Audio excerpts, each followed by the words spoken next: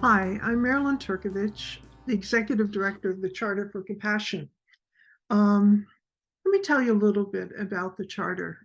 It started in 2008 when the TED organization decided that they were going to give a monetary award. And the very first one went to a historian, a theologian by the name of Karen Armstrong from London. And she had written a lot of books that became very popular. And one of the other things that she did was she did a series for BBC on Abrahamic religions. But as she poured through all the texts, she uncovered the fact that the Golden Rule um, was really so very important, and it was prevalent in all of the ethical and religious traditions that she investigated. And so when she was approached by the TED organization, part of the monetary award is they get a wish. And her wish was to start a charter for compassion. So that's what she did. She gave this incredible TED talk. And in it, she explained that compassion perhaps was the only thing that we had left um, as human beings. That we had tried so many things, had failed so miserably, the world was in a mess. Um, and if somehow we could embrace compassion, to understand that we could move from being sympathetic to people to feeling some regard for people by being empathetic, to maybe moving to compassion, which is really action. And the act is kindness. And so that was the Charter for Compassion in her mind. The TED organization then said to the world, okay, they went to the internet and said, please contribute. If there's a Charter for Compassion, what do you think should be in it? And so I think over 65,000 people responded.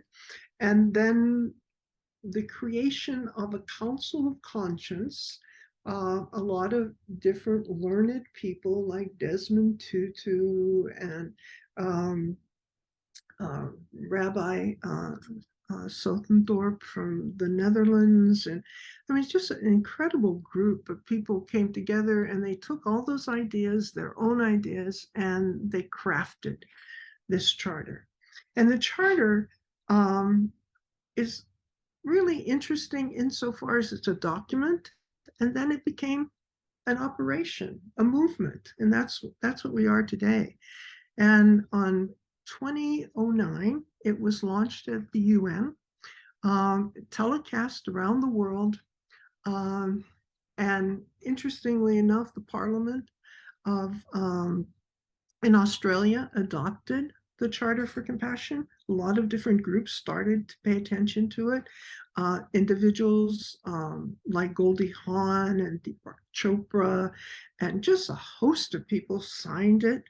Um, and then it was like, what do we do now? We have people who've signed it, we have a document, but what are we going to do with it? And so what happened was that there was something happening in Chicago called Seeds of Compassion, where the Dalai Lama came, and Desmond Tutu, Karen Armstrong herself, a lot of other people, political people, theological people, people who were into just action and making changes and transformation in the world.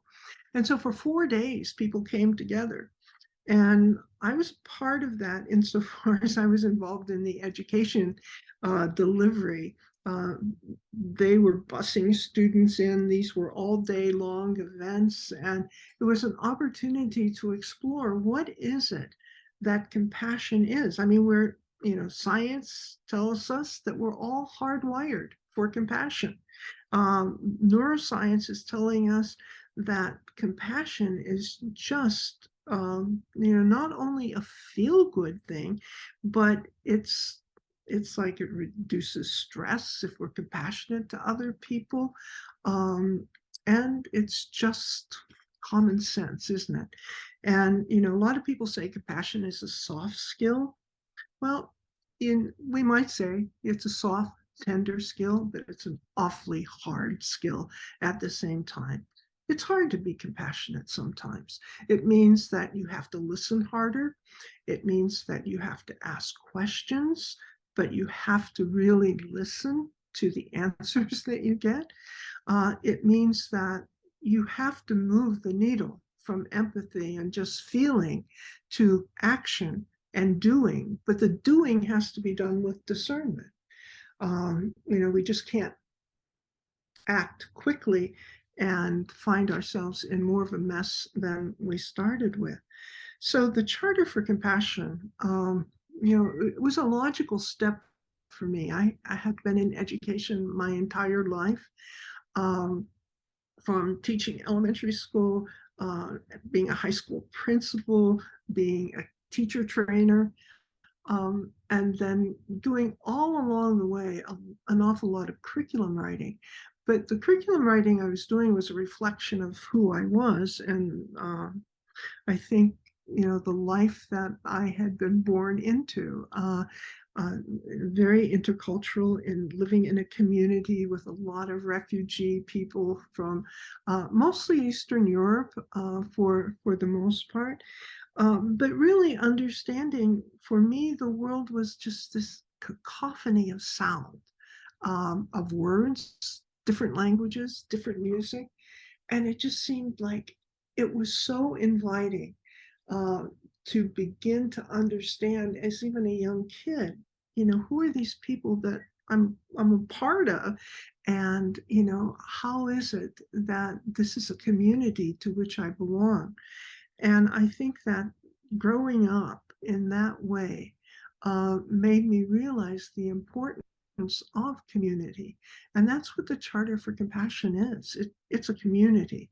It's a community of individuals around the world who are trying to address major concerns that they have within their own cities and townships and hamlets, and working together at the grassroots level, and then trying to work from that grassroots level up to the political level, like the city council, or if you're in India in a village, the panchayat, where people really come together and really try and figure out, what is it that we're facing, and how can we face it, and what should we do.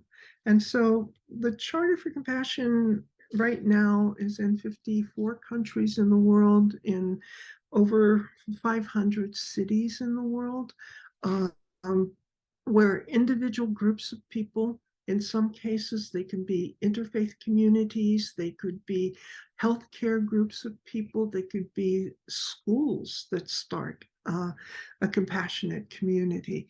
And what we do as part of the Charter is to really provide tools for organizing, tools for bringing in new programs that a town, a city, a state might want to share with their local community. Like, for example, in Mexico, we have a program that we have feel very close to, called Think Equal, that comes out of the UK. And that program is to bring social emotional learning, compassion, and kindness education to young children from 3 to 6 years old. And so we have about 36,000 young people in Mexico who are involved in Think Equal. We also have that same program in Australia, and our goal is to share it with any other community in our circle that wants to be a part of that. I have I have so many stories that are so positive about people doing extraordinary work, and they're all ordinary people who are trying to really bring about change in their community at every level that you can think of. So that's the way the charter works. We work in the kinds of sectors, we call them sectors, or the kinds of avenues that we experience in living in any community. So education and business, the arts, healthcare, social justice, gender partnerships. So we have these sectors, and each of those sectors work to really integrate education and programs that will really help within a city. And we're always looking for new avenues to explore, new education programs, and we hope that you'll join us.